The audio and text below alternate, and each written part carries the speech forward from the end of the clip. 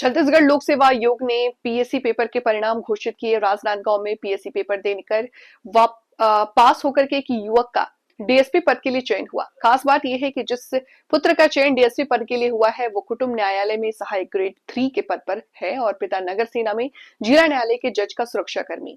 बता दें कि शहर की ममता नगर गली नंबर 4 निवासी तुषार मांडवी का चयन डीएसपी पद पे हुआ है। वर्तमान में तुषार न्यायालय में बाबू के पद पर है। तुषार ने बचपन से ही अपने पिता को वर्दी में देखा, उसके बाद से देश सेवा का जज्बा उसके अंदर रहा। तुषार ने बिना कोचिंग किए घर पर ही पढ़ाई की और पहली बार में पीएससी पेपर पास कर डीएसपी बन गया। तुषार ने आगे बताया कि अपने पिता से ही अधिकारी और देश सेवा की कहानी बचपन से सुनते आ रहे, वहीं से वर्दी पहनने की रुचि बनी और जिला न्यायालय में रहते हुए तैयारी की। घर पर कई घंटे पढ़ाई करने के बाद तुषार ने पहली बार में पीएससी फाइट करके डीएसपी पर ले लिया। पीएससी से आपको एक बड़ी उपलब्धि हासिल हुई, किस तरह से तैयारी कर रहे थे और क्या एम था? ये मेरा बचपन से ही रहा था। जब बचपन में सोचता था कि एक ऐसा अधिकारी बनना है जो समाज में जाके समाज का काम कर सके, और कॉलेज के बाद मैंने क्लियर कर लिया था कि मुझे सीजीपीएससी में अपना करियर बनाना है करके, और उसके बाद से निरंतर प्रयासरत रहा और मेरा पहला प्रयास है ये, इसमें मुझे डीएसपी के पद के लिए चयनित किया गया है सर। ये वर्तमान में आप कहाँ पदस्थ हैं और फिर तैयारी कैसे की? वर्तमान में मैं कुटुंब न्यायालय राजनांदगांव में सहायक ग्रेड 3 के पद पर कार्यरत हूँ और तैयारी अब मैं सर्विस के साथ ही कर रहा था। तो इसमें सर्विस के साथ करते करते जो हमारे प्रशासनिक अधिकारी थे श्री जयेंद्र बारसे सर, उनका विशेष सहयोग रहा है। उन्होंने एक व्यक्तिगत तौर पर मुझे सहयोग और प्रेरित किया है, तो सर्विस में उनका बड़ा योगदान रहा मुझे सहयोग करने में। बिना कोचिंग के आप यहाँ तक पहुँचे, क्या कुछ कठिनाई हुई? यहाँ पे अब इतनी बड़ी परीक्षा में हम तैयारी करते हैं तो हमें एक मेंटोर की ज़रूरत पड़ती है।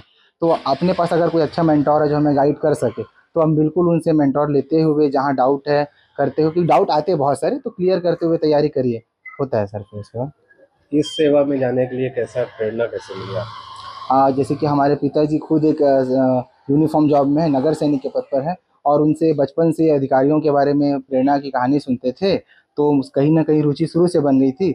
और जब बड़े हुए तो पता चला कि ऐसा पद है जिसमें हम समाज में जा कर के उनके लिए बेहतर कर सकते हैं, तो हमें लगा कि ऐसा अवसर मिलेगा तो हमारे जीवन धन्य हो जाएगा, इसलिए हम इस क्षेत्र में आना चाहें। किसको श्रेय दे रहे हैं इस पूरे में?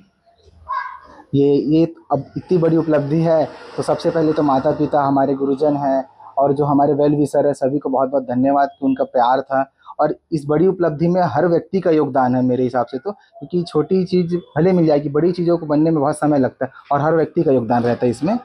युवा पीढ़ी को क्या कहना चाहेंगे कि जो इस क्षेत्र में आना चाहते हैं, कैसी तैयारी करें? जी, आप अगर एम तैयार कर लेते हैं कि हमको बनना है करके, तो उस पर निरंतर अडिग रहिए और प्रयास करते रहिए और अपने समय का इंतजार करिए, क्योंकि हर व्यक्ति को एक मौका ज़रूर मिलता है, और जब मौका मिले तो उसको लपेट लीजिए।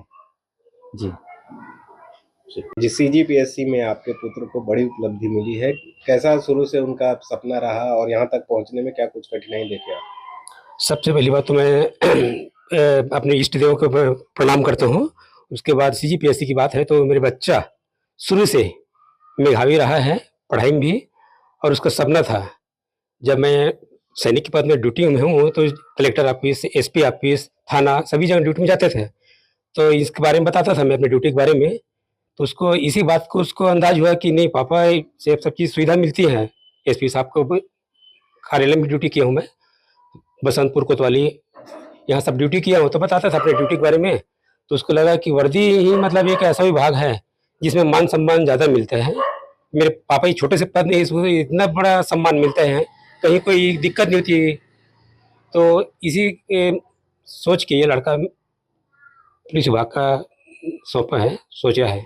पढ़ाई वगैरह कैसे रही होकर काबर के अभी काम में भी रही से करवाते? हाँ, पढ़ाई के बारे में सर, पढ़ाई में इतना व्यस्त था सर, मैं घर में एक ही घर में रहते थे, हफ्ते हफ्ते तक की बात नहीं कर पाते थे, एक छत में रहते थे। उसके बाद भी उसका टाइमिंग अलग था ड्यूटी करते करते, और मेरा टाइमिंग अलग था सर ड्यूटी का, तो इस बीच बात भी नहीं हो पाता था। कभी जब भी बात भी करना रहता था फोन से बात करते थे, घर ही में कुछ सामान लाना है या कुछ लेना है तो इतना व्यस्त था। उसके बाद फिर तुरंत ड्यूटी जाते थे, इस कारण ज़्यादा बात नहीं हो पाता था। अब थोड़ा सा लग रहा है कि अब मेरा बच्चा मेरे साथ रहेगा, ये अभी कुछ दिन के लिए, और जिस दिन फिर ज्वाइनिंग हो जाएगा फिर अपना वो चले जाएगा सर जी।